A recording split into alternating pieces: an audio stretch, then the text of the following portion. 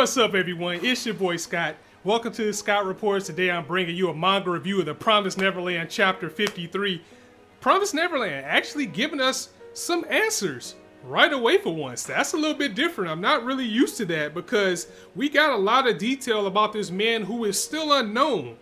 But he didn't beat around the bush. He straight up told these kids that I'm not William Minerva. It's his backstory, or at least the one that he's spinning right now, is making things a little bit interesting, and I'll get to that in a minute. Because first and foremost, I think this character is exactly what the series needs right now. I mean, we left last chapter with him saying, you know, welcome to the shelter. He's sitting there, he has his glove on, he has his teacup in his hand, he's eating the good ass cookies. But he's a goofball. He's a straight up goofball. The kids called him out. He was like, this guy has bad manners. That tea cup that he has, that's empty. So he's not drinking any tea.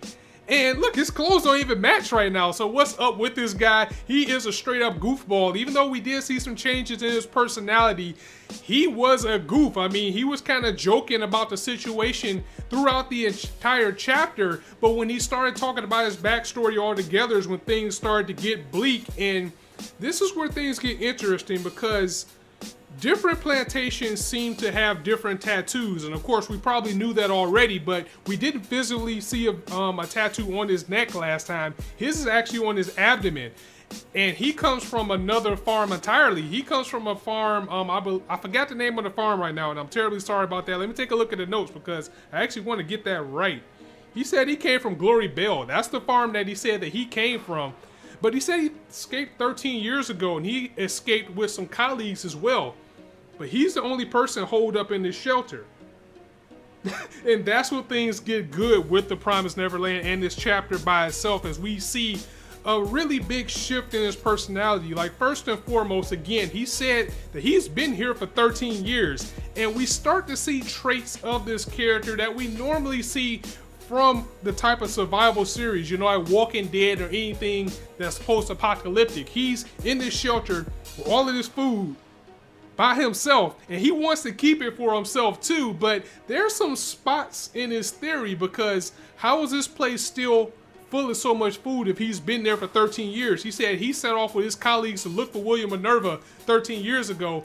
We don't know how long it took for him to find this place or when he found it. More importantly, how long has William Minerva been fighting this fight? Because we know it's at least been 13 years, unless this guy is straight up lying.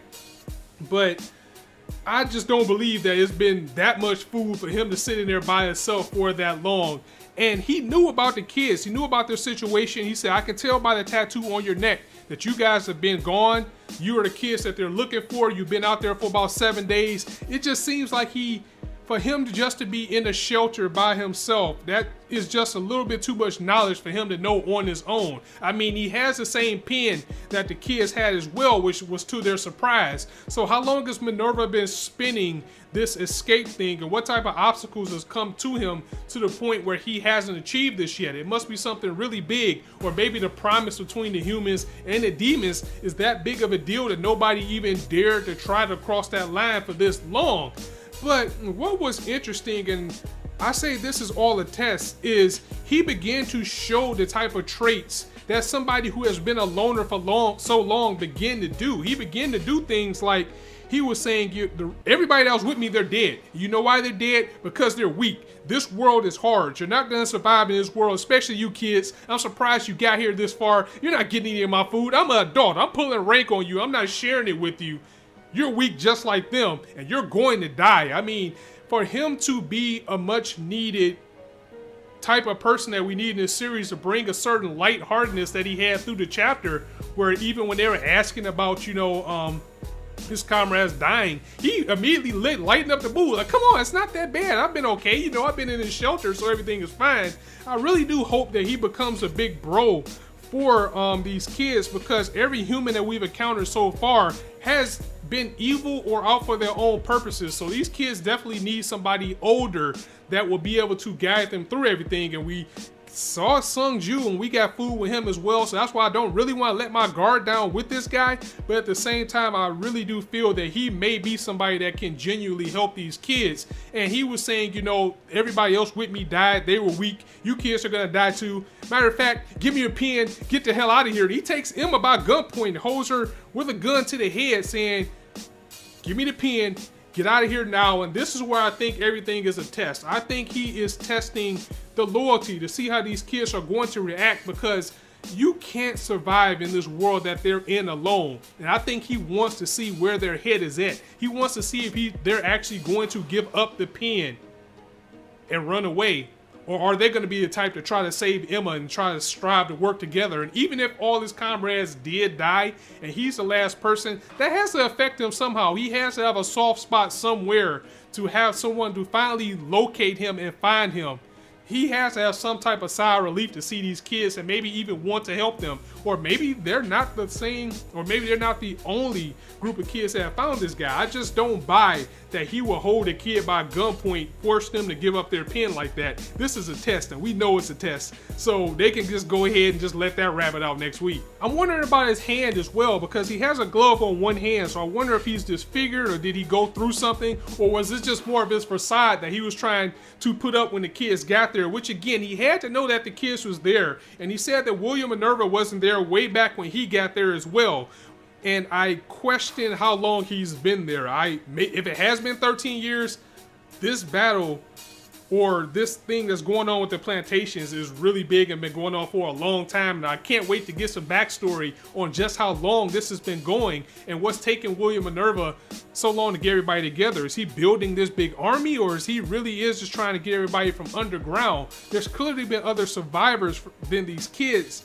And what was interesting about his tattoo, and we know that now that different farms have different methods and different approaches, his tattoo was on his abdomen. So there's that versus the ones on the neck, and we know that some farms, you know, they just use the kids just for meat, just like they're supposed to be, versus the house that the kids come from in this series. They were treated more as prestige. So I wonder what it was like where he was. It's a whole bunch of things that could be opened up in the Promised Neverland, and you never leave a chapter without questions. And I can say that every week and I won't get tired of it, because that's what I love about this series. The manga is selling an enormous amount of copies over in Japan. Just give us the anime already. I will take 12 episodes.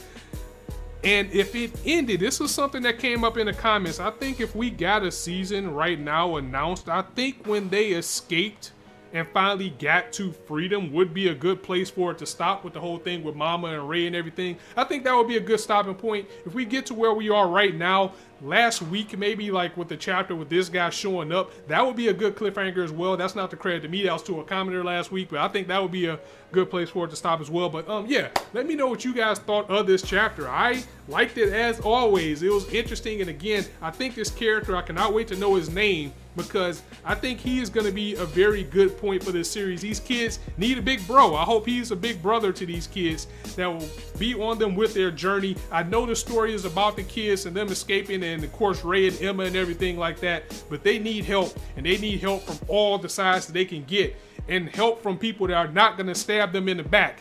Even though you can't really let your guard down, this guy might have some qualities that can be a little bit shady too. We'll just have to find out more about him. So guys, let me know what you thought of the chapter in a nutshell in the comments below. If you liked the video, go ahead and drop it a like, and if you want to hear more, go ahead and hit that subscribe button, as there's not a shortage of content for you guys to indulge on this channel. And as I always say, you guys can be anywhere on YouTube right now, but you chose to listen to me, and I really appreciate that. So thanks for stopping by. On that note, it's your boy Scott signing out. See you soon.